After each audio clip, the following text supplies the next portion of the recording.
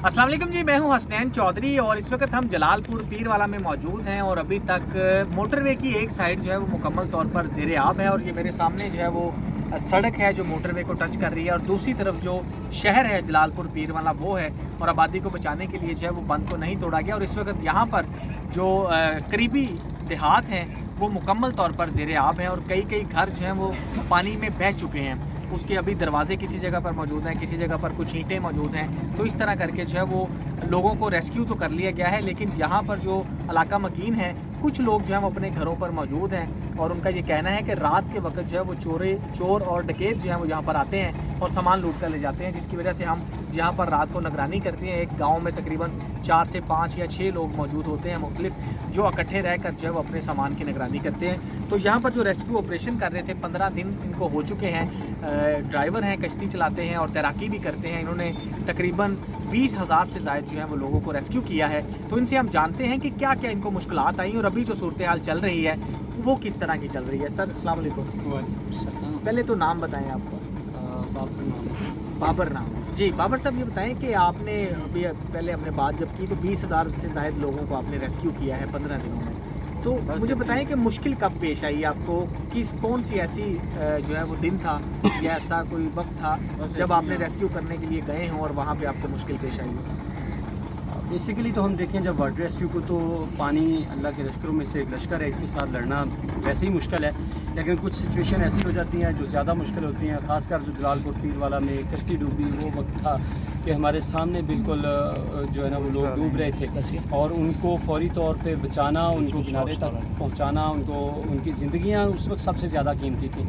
तो वो एक मुश्किल लम्हा था कि लम्हे होते हैं वहाँ पे, तो वहाँ मिनट नहीं होते। आपने लम्हों में उनको उठा के किनारे तक पहुँचाना है, वरना वो डूब जाएंगे और उनमें से आपके हाथ कुछ भी नहीं आएगा। तो ऐसी सिचुएशन सबसे मुश्किल सिचुएशन होती है, लेकिन अल्लाह ताला ने मदद की और अल्हम्दुलिल्लाह वो सारे लोग उसमें से हमने किनारे पे पहुंचाए, सेफ़ हुए और उनमें से एक बच्ची की बाद में हॉस्पिटल में डेथ हो गई जो 25 से 30 दिन की बच्ची थी, बाकी सारे अल्हम्दुलिल्लाह सेफ। अच्छा, कितने लोग थे उस कश्ती में, क्या हुआ था, हादसा क्या है? ओवरलोडिंग की वजह से हादसा हुआ है। 25 से 30 लोग 1122 की चूँकि कश्ती थी तो उनका बयान है कि 30 के करीब लोग थे, लेकिन ये सरकारी सतह पे उसके ऊपर टोटल कितनी गिनती थी कोई बाकायदा उन्होंने कोई अनाउंसमेंट नहीं की। लेकिन इसमें जो है ना 2 चीज़ें हैं। जो कश्ती में बैठे लोग थे वो कह रहे हैं कि वो भाई ने कोई शॉर्टकट करने की कोशिश की, रास्ते को थोड़ा ऊपर से आने के बजाय, तो उसको 2-3 जगहों पे टच हुई जिसकी वजह से लोग ज़्यादा पैनिक कर गए। जैसे ही वो किनारे के करीब पहुंची, पीछे जो लोग बैठे थे वो एकदम उठे आगे कि हम पहले उतर जाएं और अनबैलेंस हो गई, क्योंकि ये पानी के ऊपर चलने की चीज़ है, कश्ती है, तो इसका बैलेंस का बड़ा ख्याल रखना पड़ता है। अनबैलेंस हो गए, किनारे से सिर्फ 12-15 मीटर पीछे कश्ती उलट गई। अच्छा, आप लोग देख रहे थे तो तैराकी में सबसे ज़्यादा मुश्किल चीज़ क्या है?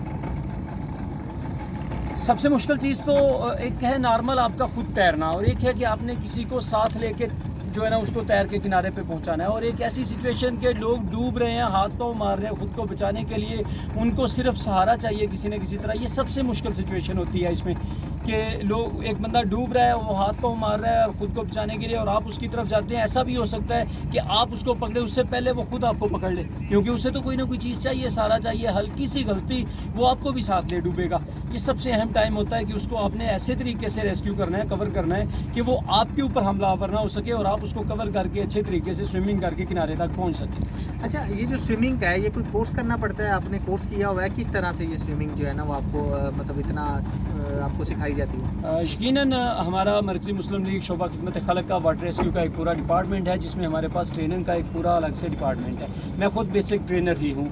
उसके बाद मेरी आगे ज़िम्मेदारी इस वक्त पाकिस्तान वाटर रेस्क्यू की, पाकिस्तान की जो वाटर रेस्क्यू का हमारा पूरा सेटअप है उसका इंचार्ज हूँ मैं, लेकिन बेसिक मैं इंस्ट्रक्टर हूँ। 2011 से ट्रेनिंग क्लासेस करवा रहा हूँ। हमारा ट्रेनिंग का एक पूरा प्रोसीजर है। हमारा जो बोट हैंडलर है, जिसको आमतौर पे ड्राइवर बोलते हैं, लेकिन असल में इसको हमारी लुगत में बोट हैंडलर बोला जाता है, टेक्निकल उसका नाम। हाँ, हमारा नॉर्मल बोट हैंडलर भी जो है ये अच्छा स्विमर होगा और ये अच्छा स्क्यूबा डाइवर भी होगा। ये सिर्फ स्विमर नहीं होगा, हमारा बोट हैंडलर स्क्यूबा डाइवर भी होगा। हमारी जो फाइनल क्लास है जिसमें हमारा स्विमर है वो 20 किलोमीटर का टेस्ट पास करता है, फिर जाके वो इस काबिल होता है, हम उसको समझते हैं कि अब ये मास्टर है, अब ये काम कर सकता है। और वो जब 20 किलोमीटर स्विमिंग करता है तो 20 किलोमीटर सिर्फ उसकी स्विमिंग नहीं होती, बल्कि उस वक्त तक वो 60 से 70 घंटे स्क्यूबा डाइविंग की प्रैक्टिस भी कर चुका होता है। अच्छा, जी। मतलब आपने जो 14 किलोमीटर 20 किलोमीटर का बता रहे हैं स्विमिंग करनी है, तो वो एक ही वक्त में करनी होती है या उसमें कोई वक्फा होता है? नहीं, एक ही वक्त में यकीनन वो एक ही दिन में सुबह स्टार्ट करते हैं, शाम तक उसमें चलना है मुसलसल। मंगला डैम में ये कोर्सेज़ होते हैं हमारे, जो लॉन्ग कोर्सेज़ हैं। छोटे कोर्सेज़ तो पूरे पाकिस्तान में हर शहर में होते हैं। इस साल भी हमने 10-10, 15-15 दिन के, कुछ 20-21 दिन के, कुछ 27 दिन के भी 1-2 कोर्सेज़ हुए मुख्तलिफ ज़रूरत के तहत। तो इस साल हमने 10,000 से ज़्यादा लोगों को जो है ना पाकिस्तान में हमने लोगों को ट्रेनिंग दी है। लेकिन जो हमारे मुस्तकिल जो इस टीम का हिस्सा बनना चाहते हैं, जो मुस्तकिल हमारे साथ चलना चाहते हैं, जो आगे मास्टर कोर्स तक जाना चाहते हैं, उनके लिए फिर उनको इतना स्टैमिना होना चाहिए कि वो एक दिन में एक किनारे से दूसरे किनारे तक 20 किलोमीटर मुसलसल तैरना होता है उन्हें, और फिर जाके वो पास होते हैं, और ये पास करना पड़ता है। अच्छा, मुझे ये बताएं कि आपको इतने साल हो चुके हैं स्विमिंग करते हुए, और हमने देखा कि कुछ स्विमर्स हैं वो लोगों की जान बचाते हुए खुद भी डूब कर शहीद हो जाते हैं। तो आपको कभी ऐसे लगा हो, कोई ऐसा लम्हा, कोई ऐसा वक्त कि जी अब मैं बहुत मुश्किल में फंस गया हूँ और अब मैं नहीं निकल सकता? अल्लाह का शुक्र है, ऐसा कभी नहीं हुआ। अल्हम्दुलिल्लाह, अल्लाह का बड़ा करम रहा है। मेरी ट्रेनिंग के दौरान ही एक बार थोड़ा सा एक ऐसा हो गया था कि मुझे लगा था, उस दिन थोड़ी सेहत भी डाउन थी, और उस दिन हमारी पहली लॉन्ग स्विमिंग थी, और पहली लॉन्ग स्विमिंग जो है वो 11 किलोमीटर होती है। 11 किलोमीटर स्विमिंग थी, तो उसमें मुझे एक बार थोड़ा सा परेशान हुआ था, लेकिन फिर अल्लाह का नाम लिया और जितनी दुआएं याद थी, सोचा कि जितना होता है उतना तो करो ना। हुआ क्या और चल बस थोड़ी सेहत डाउन थी, बुखार था थोड़ा, और सोचा था कि आज मैं छुट्टी लूँगा, आज क्लास नहीं करनी। तो नॉर्मल महसूस भी उस्तादों के उससे चाल चलन से, जो सुबह से हमारे उस्ताद थे उनसे महसूस हो रहा था कि आज शायद ज़्यादा काम नहीं होगा। नाश्ता किया, फिर नाश्ते के बाद थोड़ा सा मेंटली तैयार नहीं थे आप? मेंटली तैयार नहीं थे, और थोड़ा रेस्ट मिल गया, और फिर उमर उस्ताद बाज़ार चले गए, वहाँ से थोड़ा घूम फिर के आए।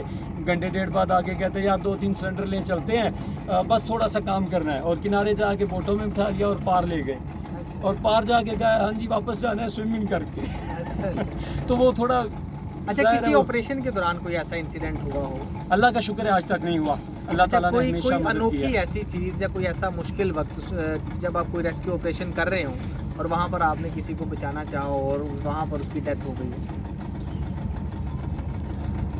मंगला डैम में एक हादसा हुआ था ऐसा। उसमें हम ट्रेनिंग क्लास हमारी चल रही थी, मैं क्लास करवा रहा था, तो करीब भी थोड़ा सा हमसे कोई होगा, मेरा ख्याल है 50-60 मीटर दूर होगा। तो वो लड़के खड़े थे दोनों, उनमें से एक पानी के अंदर जो है ना वो गिर गया।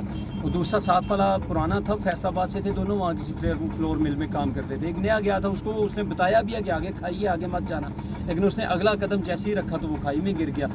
तो बिल्कुल सामने थे, चीख भी सुन ली हमने, फ़ौरन दौड़े जाके उसको, पहली डाइव में ही जाके मैंने उसको, मेरे पाँव जहाँ मैंने छलांग लगाई तो बिल्कुल नीचे था, मेरे पाँव टच हुआ, उठा के लाया, लेकिन जब बाहर निकला तो डेड हो चुका था। और ये 1 मिनट से भी कम की कार्रवाई थी, जबकि मेडिकली पानी में 17 से 18 मिनट टाइम होता है इंसान के पास ज़िंदा रहने का। लेकिन ऐसी सूरत में ऐसे हादसा हो जाते हैं। वो खौफ से उसकी डेथ हो गई थी, खौफ से उसका हार्ट अटैक हुआ उसको, और दिल बंद हो गया उसका। वरना ऐसा होता नहीं है नॉर्मली पानी का जो हादसा है, लेकिन चूँकि वो जैसी उसके ज़मीन के नीचे से, वो पाँव के नीचे से ज़मीन निकली, खौफ ने इस कदर शिद्दत से हमला किया कि उसका दिल बंद हो गया। अच्छा, आम तैराकी में और जो सैलाब की तैराकी है उसमें क्या फ़र्क है, क्या मुश्किल है? आम तैराकी में हमें पता होता है कि ये पानी क्या है, कैसा है, इसका टेम्परेचर कितना है, ये हमें किस तरफ लेके जाएगा, हमने इसमें कैसे सर्वाइव करना है, इसमें कौन सी रुकावटें आ सकती हैं, ये पानी साफ़ है नहीं है। लेकिन यहाँ पे नहीं पता होता है, यहाँ पे हम नहीं जानते होते कि नीचे गहराई कितनी हो सकती है, हम नहीं जानते आगे इसमें किस किस्म के कचरा मिल सकता है, हमें किस किस्म के सांप बिच्छू कीड़े मकोड़े मिल सकते हैं, हमें किस किस्म की मुसीबतें मसाइब इसके हमारे सामने आ सकते हैं। यहाँ पे कोई चीज़ नहीं होती, ये एक ब्लाइंड है। फिर जो आम तैराकी है, हमें पता होता है कि हम कितने फासले तक जा रहे हैं, यहाँ हमें नहीं पता कि पानी कहाँ तक है, कितनी दूर तक फैला हुआ है। तो ये सारी चीज़ें बस सेंस करनी पड़ती हैं और उसी के हिसाब से चलना पड़ता अच्छा, है। इधर लोग जो जिनको आपने निकाला है उनको भी कुछ आपने तैराकी के लिए बताना चाहेंगे कि अगर कहीं कोई सैलाब आ जाता है तो उनको क्या करना चाहिए सबसे बचने के लिए, या कोई तैराकी नहीं जानता तो क्या करें? बेसिक अगर कोई तैराकी नहीं जानता अचानक पानी में गिर गया है, तो एक बुनियादी चीज़ है कि आप पानी पे बिल्कुल बॉडी को ढीला छोड़ दें। अगर आपके पास कुछ भी नहीं है तैरने के लिए, बिल्कुल कोई चीज़ नहीं है, और सांस मुसलसल आपने नॉर्मल सांस लेते रहना है, नॉर्मल सांस लेते रहना और पानी के ऊपर लेट जाना है। पानी का बेसिक उसूल जो है वो ये है कि आप जितना ज़्यादा आपकी बॉडी का फैलाव होगा, पानी उतना आपको उठा के रखेगा। हमारे यहाँ कहा जाता है जी वज़नी बंदा, मोटा बंदा जो जल्दी डूबेगा, जबकि ऐसा नहीं है। जितना उसका वेट ज़्यादा होगा उतना उसकी बॉडी का फैलाव भी ज़्यादा होगा, तो वो उतना ज़्यादा ऊपर रहेगा। जितना उसका फैलाव ज़्यादा होगा पानी उतना उसको उठा के रखेगा। आपने बॉडी को बिल्कुल, हम उलट करते हैं नॉर्मली, हम जब पानी पे गिरते हैं तो बॉडी को खींचते हैं, सांस रोकते हैं, ऐसा नहीं करना है, बल्कि पानी के ऊपर लेटना है। बिल्कुल इसी आराम से पानी पे लेट जाएं, आपको पानी खुद ही उठा लेगा। उसके बाद फिर अगली चीज़ है, स्विमिंग नहीं आती है कोई बात नहीं है, स्विमिंग ना करें। हल्के फुल्के हाथों से जो करीब तरीन किनारा समझ आता है या जो करीब तरीन चीज़ महसूस होती है कि ये मुझे आसरा दे सकती है, कोई दरख्त है, कोई तैरने वाली कोई लकड़ी, सूखी कोई पुरानी लकड़ी पड़ी है जो पानी पे तैर रही है, जो भी चीज़ करीब तरीन नज़र आती है उसकी तरफ बढ़ना है, उसको पकड़ना है। फिर उसके बाद आप सोच समझ के आराम से इजी होके जो मर्ज़ी, जो आपको आसान रास्ता नज़र आए, आगे आप जा सकते हैं। चलें जी, बहुत शुक्रिया जी। ये थे यहाँ के कश्ती चलाने वाले ड्राइवर, और इन्होंने बहुत से लोगों को यहाँ से रेस्क्यू किया है, और बाकी भी इनकी सारी चीज़ें आपने सुनी हैं, क्योंकि यहाँ पर जो किश्ती डूबी थी उसको भी जो है इन्होंने लोगों को बचाया था। तो अभी भी ये अपने जो है वो फ़राइज़ की अंजामदही में मसरूफ़ हैं और लोगों की मदद जो है यहाँ पर कर रहे हैं, क्योंकि अब जो है वो रेस्क्यू ऑपरेशन तो ख़त्म हो चुका, लेकिन खाना पहुँचाने का अमल जो है वो अभी भी जारी है। रोज़ाना ये सुबह निकलते हैं और तकरीबन 1400 से ज़ायद लोगों को मुख्तलिफ़ देहात में खाना पहुँचा कर यहाँ पर वापस आते हैं।